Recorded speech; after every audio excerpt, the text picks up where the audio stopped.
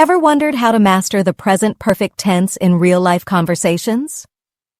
Introducing Present Perfect Journey, your ultimate guide to storytelling in English. Imagine weaving together a captivating tale while effortlessly using present perfect in your daily dialogue. With this resource, you'll uncover the nuances of this tense through engaging narratives, making it easy to grasp and apply. Each story draws you in, showcasing how to share life experiences and accomplishments naturally. Picture yourself confidently expressing what you have done and what you have experienced, making your conversations richer. So, are you ready to elevate your storytelling skills? Don't miss out. Join the Present Perfect journey today and transform your language learning experience. Hey everyone, let's dive into the world of the present perfect tense. It's like a bridge that links our past with the present. Indeed. It's such a fun topic because it not only helps you speak English naturally, but also tells stories about experiences. Absolutely. And what's cool is that now we're looking at how this tense explains something like, I have eaten sushi before. You see how it's all about those experiences? Yep. Right. So the basic formula is pretty straightforward. Have or has, plus the past participle. So when we say she has visited Paris twice, it implies that her experience in Paris matters for her definitely. now. And I find it fascinating how we use it to talk about our unfinished actions as well, isn't it? Like if you say she has lived here since 2010, it means she's still living there. Exactly. It's like you're saying, hey, this started in the past, but it's ongoing. And that's perfect for experiences too. Think about it. I have traveled to Japan. It's not just a past event. It shapes who I am now. Right on. Now let's not forget the common time expressions that come along with the present perfect. You've got words like ever, just, already, yet, and the lovely pair, since for. Yeah, exactly. They give context, like, have you ever eaten durian? Really challenges you to think about your experiences. Yeah, and these expressions sort of anchor the conversation in time. When someone says, I have just finished my coffee, it tells you that it happened not long ago, almost as if it's still fresh in the air. Fresh indeed. Speaking of anchoring, the interactive practice part really gets people involved. I mean, asking, she has never seen a ghost before, or they have just finished their homework, encourages learners to fill in the blanks and get comfortable Right, with that the form. interactive bit is super engaging. You know what I find clever? The way the lesson uses a story to drive home these concepts. Take Emily, for example. Her journey is told entirely through the present perfect. It links her dreams, like has read countless travel books, or has never traveled alone, with her eventual breakthrough. Yeah, it's like her life is unfolding in real time. Exactly. Her story really illustrates the power of the present perfect. It shows how past desires and experiences work together to create change. I mean, when she books that one-way ticket, it's a turning point that's expressed using this tense. Yep, it's a trigger moment. Her friend's email challenged her too. Right, and here's something interesting. The grammar insight embedded in her story. When we hear has always told herself, it tells us that the habit persisted over time. And has made excuses implies that these excuses have been a part of her life up until now. It really connects the dots. But I have a little critique here. Don't you think the explanation tends to oversimplify? I mean, sometimes learners need more nuance on why the present perfect doesn't mix with specific past time expressions. Oh, that's a good point. It's easy to overlook that nuance. Yet, in this context, it serves well as it focuses on bridging past and present experiences. Exactly, I'd say it's a perfect introduction, even though it might not cover every subtlety. It's engaging enough to get students to start using the form, like saying, I have visited France 3 times, in that little fill-in-the-blank exercise. And those quizzes really drive home the right versus wrong usage. Yeah, I mean, comparing I have went to the store versus I have gone to the store is a classic lesson in making the distinctions clear. You know, it's all about reinforcing proper usage. Absolutely, it's those little corrections that make a huge difference in learning. And then there's the neat encouragement at the end where Emily tells others, if you have ever dreamed of traveling, don't wait, just go. That call to action is both inspirational and a practical example of the present perfect in real-life conversation. Right, that call to action ties everything together. Moving on to the conversation practice, I love how it invites the audience to role-play. Getting someone to ask, "Have you ever been to London?" or to share, "I have traveled to 3 countries," puts the tense into immediate use. Yeah, it's a fun way of practicing, and it mimics natural conversations. Also, that interactive challenge is a, great engagement strategy. Asking listeners to comment with something interesting they've done using the present perfect helps solidify the lesson in a memorable way. And that kind of real-world application is what learning is all about. It's like you're not just memorizing rules. You're actively living them in your language. Imagine describing your own adventures. "I have climbed a mountain," or "I have learned a new skill." Right, it's personal evolution wrapped in a grammar lesson, and who doesn't love that? Yeah, it's almost poetic how language can capture life experiences. And as we talk about Emily's narrative, you can almost feel the excitement of, moving from has dreamed to has booked a ticket and then has met people in Italy. It's dynamic storytelling. What I find super interesting is that even the challenges Emily faces, like losing her luggage or grappling with different languages, are narrated with the present perfect. It emphasizes, hey, these challenges are part of her journey, and they're still relevant to who she is. Yeah, it's a continuous thread. And speaking of continuous threads, the repeated use of has in her story makes you realize that every experience, every tiny little detail, contributes to her growth. It's not just isolated events, but a cumulative, evolving story. Precisely, it's like stitching together a quilt of memories. The lesson does a fantastic job emphasizing the connection between past actions and the present moment. But I wonder if some learners might get confused if they start mixing the present perfect with simple past. What do you think? That's a valid concern. The lesson does highlight it through examples, though maybe a deeper dive into when not to use it would help clear that up. True. There's a fine line there. It's like when you say, "I have seen that movie," versus "I saw that movie last night." The time marker "last night" would clash with the continuous sense of the present perfect. Yep, and explaining that clearly can really help avoid common mistakes. And it's these nuances that make language learning so fascinating, right? The beauty is in the details. Knowing, for instance, that never or ever are perfect complements to the present perfect. Absolutely, these small words pack a lot of meaning. So looking back at the entire session, the lesson is not only about grammar rules, but also a journey, like Emily's journey, which shows the evolution of a person's experience over time. It's both inspirational and practical for learners. It's a very motivating perspective, and it goes to show that grammar, often seen as mundane, can actually be a powerful tool in storytelling. Do you remember that part with the interactive quiz? It really got listeners to engage actively instead of passively absorbing the info. Yeah, that engagement is key. It transforms a lesson into a conversation. Plus, the use of real-life examples like asking, "Have you ever climbed a mountain?" makes it relatable. It nudges learners to reflect on their own lives, which is pretty cool. Right. It's like the grammar lesson is a mirror reflecting personal experiences. And that's the beauty of the present perfect. It's, versatile. Whether you're talking about successes, mishaps, or even just new lessons learned, it always feels like you're connecting past moments with the present moment.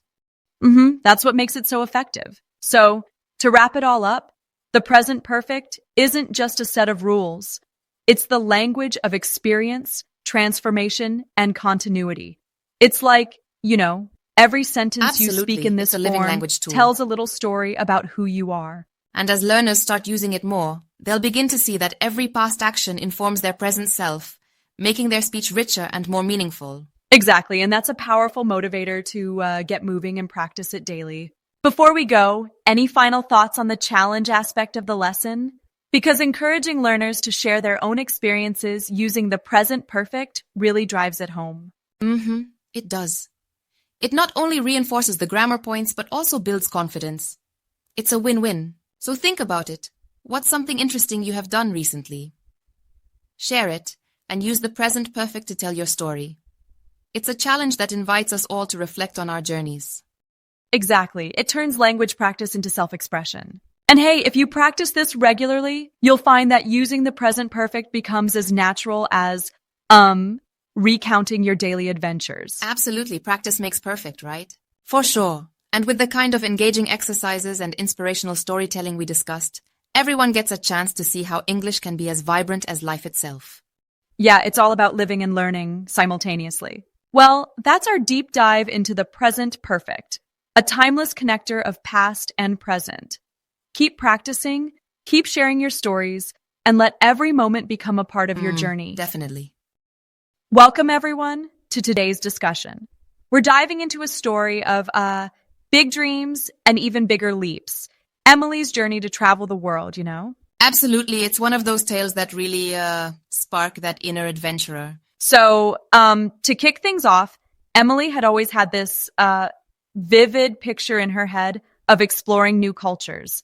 Picture this: countless travel books, daydreams of walking through Rome's cobbled streets, climbing mountains in Peru. It's like an endless vision of exotic places. For sure.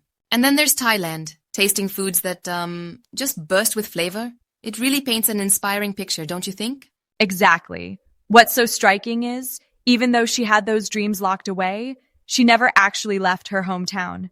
Imagine spending years in a routine office job, always thinking, someday I'll break free. Yep, it's relatable. And then, boom, a turning point appears. One day, Emily gets this email from an old friend asking, "Why haven't you done it yet?" That simple question shatters her old excuses. Right. That push really jolts her into action. It's like sometimes all you need is someone saying, "Hey, what's stopping you?" Absolutely. And without any second thoughts, she books a one-way ticket to Europe. Just imagine that spontaneity. Bold move. It's a leap of faith that many of us might daydream about, but rarely act on. Yeah, it's a powerful moment.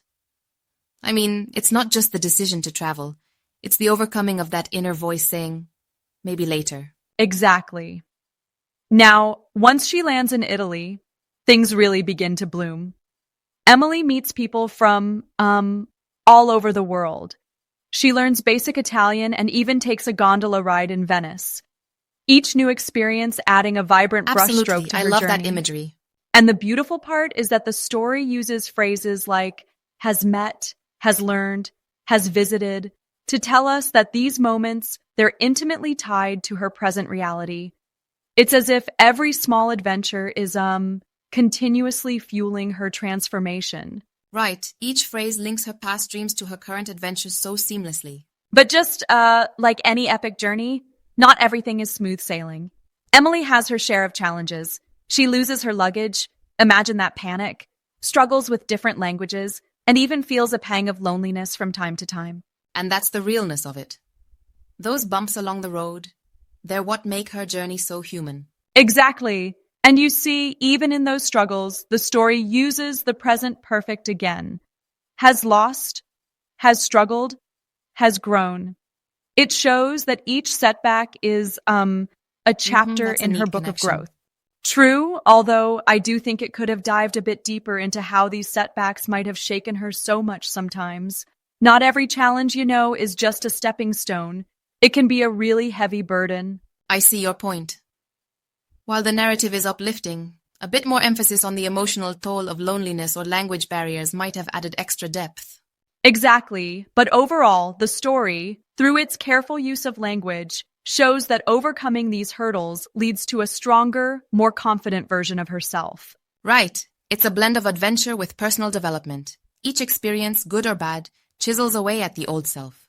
And then, after 6 months of non-stop new experiences, we get to this beautiful reflective moment. Emily sitting in a cozy Parisian cafe, sipping coffee, writing in her journal. Imagine that calm after the storm of exploration. Oh yes, such a visual treat. Exactly, and her journal entry, "I have changed so much," is like the culminating beat of her journey, encapsulating every transformative experience. It's a powerful line. It really shows how travel doesn't just change your scenery, but your inner world as well. Absolutely. And then there's that call to action, her urging others, if you have ever dreamed of traveling, don't wait. Just go. It's not just inspiring, it's a challenge to our complacency. That's the spark we all need. Yeah, it's almost like the narrative itself is speaking to us. Break free, embrace the adventure, and let the world change you as it changed Emily. And there's another layer here. The way the story utilizes the present perfect tense. It's, like a poetic timeline connecting all experiences from past to present, making each moment feel ongoing. Exactly. Every has read and has imagined isn't static. It's alive, continually influencing who she is right now. It's like That's such a stitching vivid together analogy. a living fabric of memories. But it makes me wonder, while the grammar serves as a subtle guide for language learners, could it ever come off as too, mechanical in conveying deep emotion? I can see that thought. For some, the focus on grammatical construction might overshadow the raw, emotional core of the narrative. However, in this story, it seems to enhance rather than hinder the emotional experience. True, it's almost as if the very structure of the language is a metaphor for her continuous evolution, linking everything seamlessly. Exactly. It reminds us that our experiences, much like these grammatical tenses, are not isolated events but parts of a broader, flowing journey. Right, and think about it. Every encounter, every mishap, and every joyous moment echoes through the way she tells her story, like each has, intricately contributed to her growth. Well said. And speaking of growth, it's refreshing to see that even when challenges arise, like language barriers or lost luggage, they are portrayed not as failures, but as, essential learning curves. Yeah, it's a nice reminder that the bumps in the road aren't setbacks. They're, stepping stones to a richer experience. Exactly, and that's the heart of her journey. It's not just about the places she's been, but the person she's become. The narrative blends adventure with an ongoing inner transformation, urging us all to, chase our dreams and evolve along the way. Absolutely. And for those of us who are perhaps learning English or even just reflecting on our own lives, this story is like a guide, both in its language use and its message of self-discovery. Right. It serves as both inspiration and a subtle lesson in how our experiences are connected. Every have that starts a phrase reminds us that our journey, our growth, is ongoing. Precisely.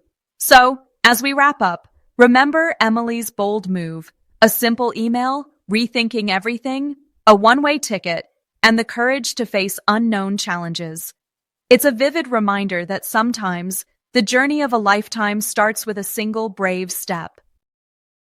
What an inspiring thought. Yep. And for anyone out there mulling over that one big dream, take a leaf from Emily's book. Stop waiting for someday and start living today. Absolutely. It's a call to action that speaks to every listener. Every adventure starts with a little bit of courage, and every experience, big or small, shapes who you are. Thanks for joining this discussion, everyone. Embrace your journey, keep dreaming, and remember, each day is another page in your own story. Couldn't have said it better. Happy travels, and see you next time.